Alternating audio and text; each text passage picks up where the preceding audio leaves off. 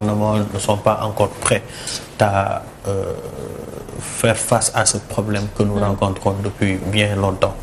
Un concept ubbi tey jàng tey qui depuis, je vais dire, depuis plus de 5 ou 6 ans est un concept qu'on nous fait croire et qui n'a jamais été effectif.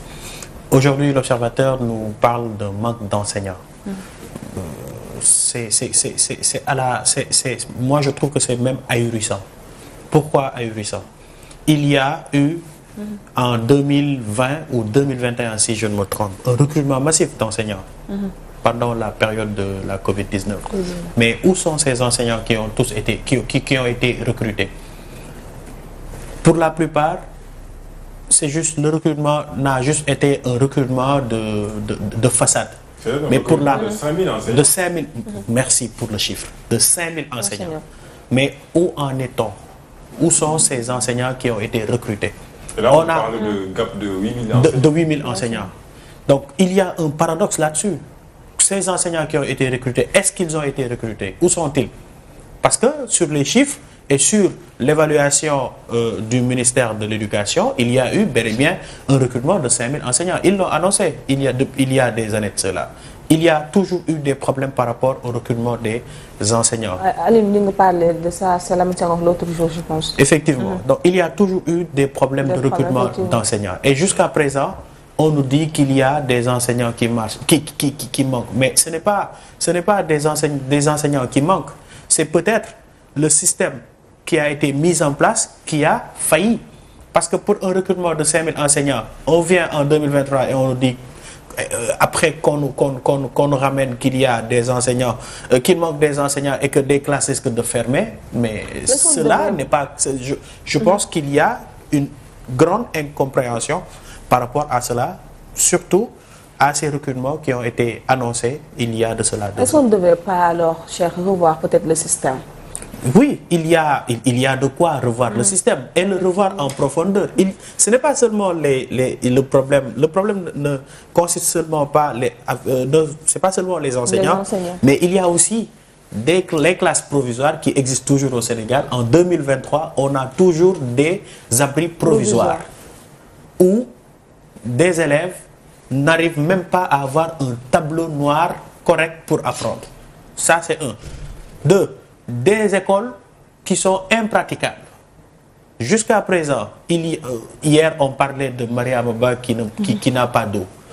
On parlait des écoles Imam Abdou Ndiaye 1, 2, 3 où ces écoles sont complètement inondées. À Pikine, à Kaolack, etc. Dans toutes les régions du Sénégal, il y a des écoles lesquelles sont impraticables sous les eaux. Les élèves ne parviennent pas. Et aussi, il y a cette bataille qui ne finit jamais entre les syndicats et le gouvernement. Des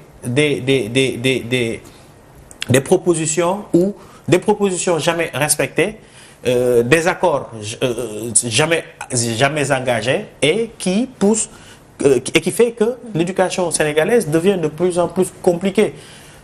On a parlé de la qualité de l'enseignement au Sénégal et on peut carrément comprendre que pour la plupart, la qualité de l'éducation sénégalaise qui auparavant était une éducation de référence, rappelons-nous, il y a eu tellement de présidents africains qui ont étudié ici au Sénégal et qui sont quand même devenus des leaders dans leur pays. Et bien plus, c'est pas seulement des Africains, mais même des Européens sont d'éminentes personnalités européennes sont passées par le Sénégal par rapport à l'éducation. Où est le problème actuellement par rapport à l'éducation? C'est un refondement de l'éducation en profondeur et poser la main là où ça fait le plus mal, parler avec les autorités afin qu'ils puissent trouver des solutions définitives par rapport à la situation que vit l'éducation sénégalaise actuellement. Je pense que vous en parlez tout à l'heure, cette situation est de plus en plus compliquée encore une fois. Et je pense que vous parlez tout à l'heure d'abri provisoire. Quand on entend le mot provisoire, on dit qu'actuellement ce n'est plus des abris provisoires, mais finalement c'est devenu donc en tout cas les écoles, comme on peut le dire au Sénégal, c'est devenu en tout cas les classes dans nos écoles, ça devient de plus en plus compliqué, des inquiétudes. Même les écoles avec des classes et tout sont des abris provisoires parce que jusqu'à présent ils ne parviennent pas encore à entrer dans ces écoles pour étudier parce que pour la plupart des écoles sont inondées, infestées et jusqu'à présent l'autorité n'a pas encore réagi par rapport à ces situations. Il vient tout juste de nous rejoindre. Brahim, bonjour. Bonjour Tala, bonjour Chadjob, bonjour également à Lamine Senghor et à l'ensemble des auditeurs, téléspectateurs et internautes qui nous suivent. D'accord. Déficit d'enseignement, Brahim, est-ce qu'il n'a pas de temps, comme je viens tout juste de dire à Cher, de revoir le système? Revoir le système, pas seulement, mais il faut tout simplement repenser l'enseignement, repenser l'éducation, repenser le système de l'éducation. Puisqu'aujourd'hui, au-delà de l'absence d'infrastructures scolaires dans certaines localités, au-delà des difficultés liées à l'enseignant qui aujourd'hui a un problème pour peut-être pouvoir effectuer ses cours normalement, au-delà des difficultés liées aux élèves qui ont des problèmes pour effectuer leurs cours, on parlait d'abri provisoire, d'établissements scolaires où il n'y a pas d'eau, où il n'y a pas de latrines, etc. Tout ceci, c'est bien, il y a à dire, à redire sur ces difficultés. Mais moi, je pense qu'il faut, au-delà de ces problèmes-là, quand je disais qu'il faut repenser l'éducation, repenser l'enseignement de manière générale au Sénégal, un élève fait combien d'années en classe? De CP, C1, CI, maternelle, si j'enlève les classes maternelles, jusqu'en classe terminale. Ensuite, on poursuit à l'université. 3 ans, 4 ans, on nous parle de master 1, de doctorat, etc. Et on sort sans emploi. Ça veut dire qu'on aura traversé tous ces ans pour absolument pas grand-chose. Pas grand-chose, je mets un peu un bémol dans ce propos, pour dire que c'est vrai, c'est bien d'aller à l'école, c'est bien de gravir les échelons, d'aller vers les classes supérieures à l'université.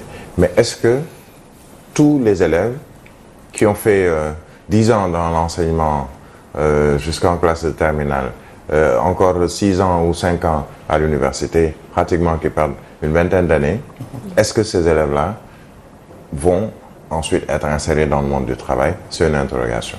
Pourquoi ne pas aller vers, il y a par exemple de plus en plus l'enseignement professionnel technique, qui permet à un élève peut-être en classe de 6e, après avoir appris ou pris au moins eu le B.A.-BA en matière d'éducation scolaire, puisse après être orienté vers d'autres filières ou des filières qui lui permettent ensuite de pouvoir s'insérer dans le monde du travail. C'est vrai, aller à l'école c'est bien, mais on est dans un monde où on met plus l'accent sur l'emploi, sur les compétences qui ne s'acquièrent pas forcément à l'école. Donc, au-delà de ce mal déficit d'enseignants, de table-banc, de classes en dur ou d'écoles en dur, je pense qu'il faut tout repenser, et c'est peut-être aux gouvernants de le faire, pour essayer de voir comment améliorer l'école. On parle de réformes, on a fait des réformes à l'université, on a fait des réformes ailleurs, mais aujourd'hui, il faut réformer carrément l'école sénégalaise ou l'éducation ou l'enseignement de manière générale.